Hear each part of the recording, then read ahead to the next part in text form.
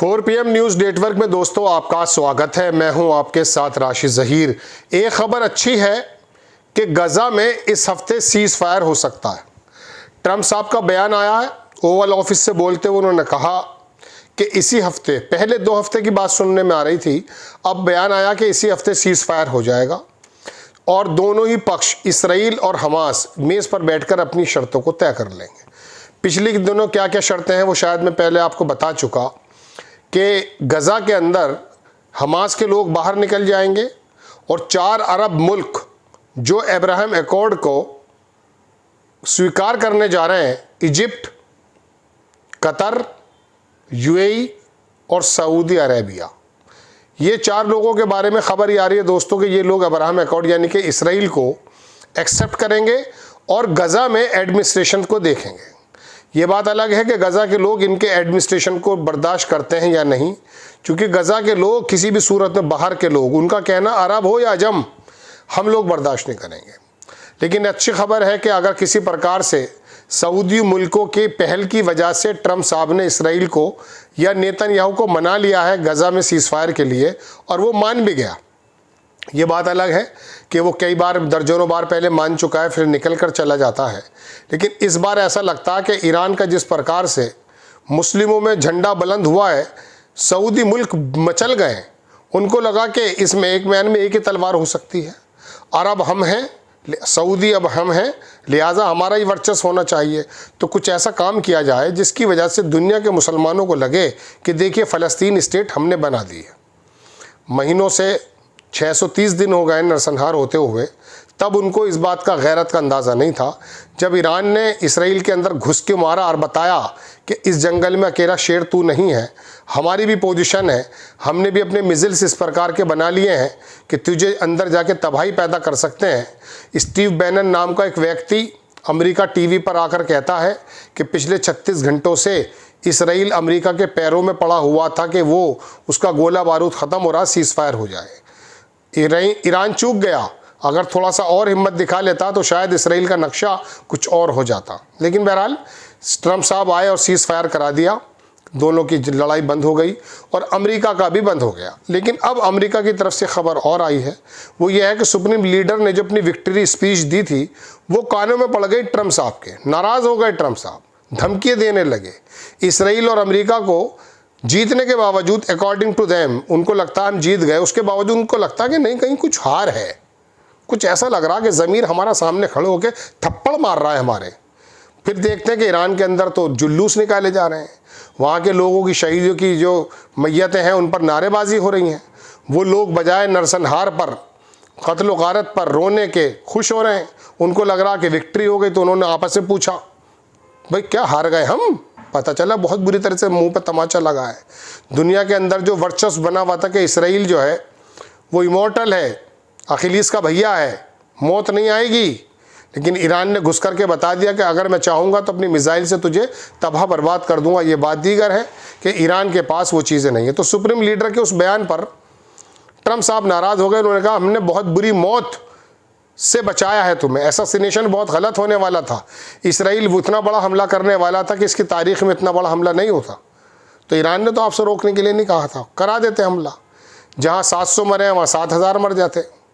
गज़ा के अंदर भी तो लाखों के लोगों के मरने की खबरें आती हैं, 55, 56, 57 हज़ार तो आप ही बताते हैं। रोज़ाना वहाँ जुल्म सितम की नई तारीख लिख दी जाती है। आप जो है वहाँ ना बच्चे देखते हैं ना महिलाएं मलबों के ढेर में अपनी नाजुक उंगलियों से मिट्टी हटाते हुए अपने बच्चों के जिस्म को तलाश रही हैं। ये तो आप देख रहे हैं ना। चलिए खैर, तो ट्रंप साहब जो है नाराज़ हो गए खामनेई साहब पे, ये मैं आपको बताने जा रहा हूँ। तीसरी खबर ये है, उसका ऑथेंटिक मेरे पे कोई वो नहीं है, लेकिन ट्विटर पर बहुत बड़े बड़े जो एक्स हैंडल हैं उन्होंने बताया कि ईरान दरअसल अब ख़रीदने जा रहा है जनाब वाला क्या, फाइटर, JC फाइटर जो चीन ने बनाए थे वो। कुछ खबरें दिखा देता हूँ आपको। ईरान ने प्लान किया है क्या, उसने प्लान किया purchase Chinese J-10C fighter jets instead Russians Su-35S। Russia का जो 35S है, SUS, उसको रोक करके उन्होंने, डिले हो रहा है। ये एक द नेशनल इंटरेस्ट करके एक ट्विटर हैंडल है, उस पर छपी है। ईरान के फॉरेन मिनिस्ट्री अरेक्चर का बयान आया कि हमने बैन कर दिया है इंटरनेशनल एटॉमिक एनर्जी का जो डायरेक्टर था उसको, वो ईरान में नहीं घुस पाएगा। अली शाम खानी जिसकी तस्वीर में दिखा रहा हूँ, अल मायादीन है, ये लेबनान का अदारा है बड़ा, उन्होंने बताया ये तो ज़िंदा है, ये एडवाइज़र था, इसके बारे में इसराइल ने कहा कि मार दिया गया है। एक ख़बर और देख लीजिए, ये CBS की खबर है, बड़ा अखबार है। ट्रम्प से ceasefire in the Gaza possible with the next week, ये इसी हफ्ते हो जाएगा। अखबार लिखता है कि प्रेसिडेंट ट्रंप ने फ्राइडे को बताया कि उसको यकीन है कि सीज़ फायर जो है बिटवीन इसराइल और Hamas possible within the next week. उसने कहा मुझे लगता है ये बहुत क्लोज है। आगे उसने कहा है कि सीज़ फायर जो गाज़ा स्ट्रिप के अंदर को, उसने कहा we think within the next week we are going to get ceasefire. हम सीज़ फायर, अच्छी बात है। एक ख़बर देख लीजिए, ये इसराइल का TV है, इसका नाम है चैनल 13, इसका एंकर है रावीव डरकर। उसने कहा कि ईरान इसराइल जो है फाइनली उसने एडमिट कर लिया है कि ईरान की जो बेसेस हैं वो बहुत बुरी तरह से हिट हुई थी और उसको हमने छिपाया था। अब क्यों बता रहा है भाई? दूसरी खबर देख लीजिए, यरूशलेम पोस्ट का बयान आया है दोस्तों कि ईरान ने जो अरेस्ट कर लिया 700 national for alleged ties to Israel, 700 मुखबिर जो मोसाद से मिले हुए थे। ट्रंप ने आगे का बयान है कि Trump says nothing taken out of Iran nuclear sites, European believe enrich uranium intact. European तो कह रहे हैं कि वो इनरिचमेंट जो है वो अभी तक इंटैक्ट है, और ट्रंप कह रहे हैं कि वहाँ कुछ नहीं बचा। खबर देखें, टाइम्स ऑफ इसराइल की है दोस्तों, जो मैं आपको दिखा रहा हूँ। ट्रंप ने कहा कि ही स्टॉप इसराइली किलिंग खामनेई की किलिंग को उसने रोका था, और उसने जो है जो इतने सैंक्शन है जो हटा दिए गए थे उनको लगा दिया है। फिर खामनेई साहब की विक्ट्री स्पीच के बाद नाराज़ हो गए वो। दूसरा बयान देखें, Trump speculates Gaza ceasefire will be reached within the next week. Times of Israel की खबर है जो मैंने आपको बताई। यही बड़ी बड़ी खबरें हैं दोस्तों जो मुझे आपको बतानी थी। एक अच्छी खबर है सीज फायर, दूसरी खबर यह कि ईरान इसराइल अमेरिका के बीच में कन्फ्लिक्ट बढ़ सकता है, झगड़ा हो सकता है।